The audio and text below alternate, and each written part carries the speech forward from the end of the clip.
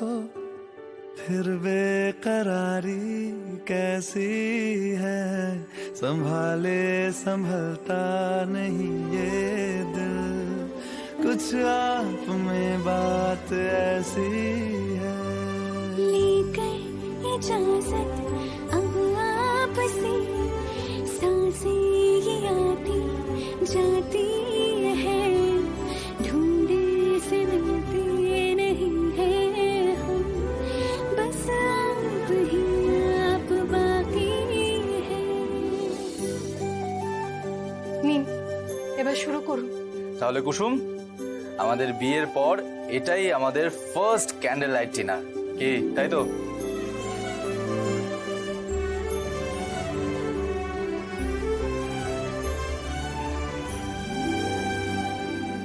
पल भर न दूरी सहे आपसे, बेताबियां ये कुछ और है।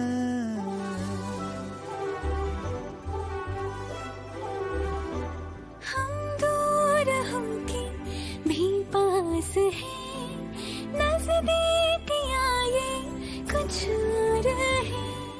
তৃষা, তৃষা, তৃষা কি হয়েছে?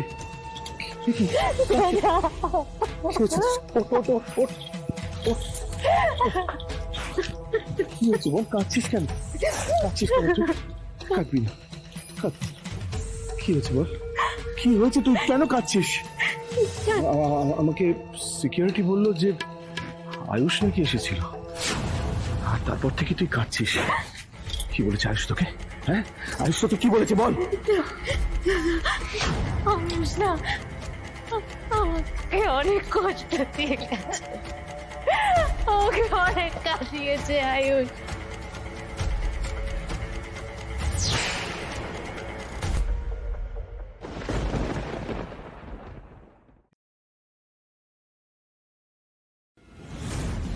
তৃষা, এই তৃষা, তুই তুই এই বাক্সটা বের করেছিস কেন রে?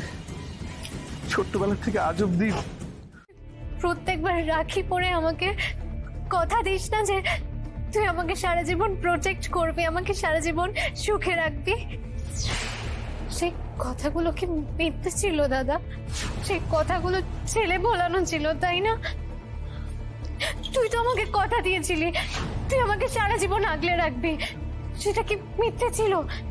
আমার সব ইচ্ছে সব স্বপ্ন তুই পূরণ করবি বলেছিলি, সব মিথ্যে ছিল, রাইট? না না না, মিথ্যে কিচ্ছু ছিল না, কিচ্ছু মিথ্যে ছিল না, সব সত্যি। তৃষা, বিশ্বাস করবো, আমি চাই পৃথিবীর সব খুশি তোকে এনে দিতে। তোকে তোকে দেওয়া আমার প্রত্যেকটা কথা সত্যি। আমি আমি তোর জন্য সব করতে পারি। তুই রাগ করিস না আমার উপর, কান্না থামা প্লিজ, কান্না থামা, কান্না থামিয়ে বল, বল তুই কি চাস আমার কাছে, আমি তোকে এনে দেবো, বল। দাদা আমি চাই ওই আয়ুষ যদি আমার না হয় তাহলে মেক শিওর ও যেন কুসুমেরও না হয়। এবার আমি চাই তুই ওকে শেষ করে দে, এবার আমি ওর ডেড বডি দেখতে চাই। কথা দে, আমার সামনে তো দূরের কথা, ও যেন এই পৃথিবীর বুকেও মাথা তুলে দাঁড়াতে না পারে। তুই ওকে শেষ করে দিবি, তুই ওকে চুলায় মিশিয়ে দিবি, কথা দে দাদা। তাই দেবো, তাই দেবো বোন, কথা দিলাম। তার আগে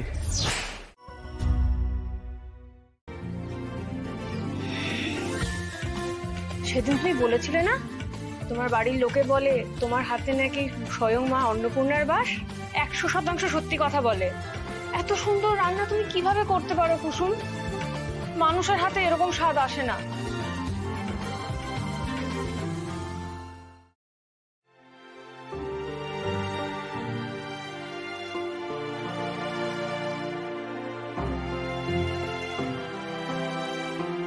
আচ্ছা, তুমি আর আয়ুষ বাবু এত ভালো মনের মানুষ, এত ভদ্র নম্র সৎ, জানি না তোমার শাশুড়ি কেমন, এত ভালো বৌমা পাওয়ার পরেও বাড়ি থেকে বের করে দিলেন।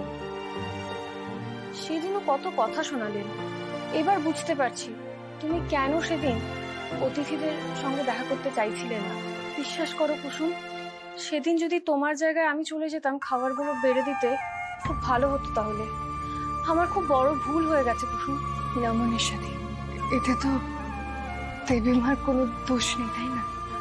সেদিন উনি রাগের মাথায় যা করেছেন বা যা বলেছেন ঠিকই বলেছেন। আমি দেবীমাকে কিছু না জানিয়ে ছোট সাহেবকে লুকিয়ে বিয়ে করেছি। এতে একজন মা হিসেবে উনি কতটা কষ্ট পেয়েছেন সেটা আমি ধারণাও করতে পারি না। না না, এটা আমি মানতে পারলাম না। কষ্ট যতই হোক না কেন, ছেলে বৌমা যখন বিয়ে করে ফেলেছে তখন তাদের সবকিছু কেড়ে নিয়ে বাড়ি থেকে বের করে দিয়ে কি লাভ? তোমাদের ছেলে উনিও নিশ্চয়ই খুব কষ্ট পাচ্ছেন। আর আমি তো দেখতে পাচ্ছি তুমি আর আয়ুষ বাবু কত পরিশ্রমটাই না করছো। বাইরের কাজ, সংসারের কাজ, সবকিছু নিয়েই না হিমশিম খাচ্ছ।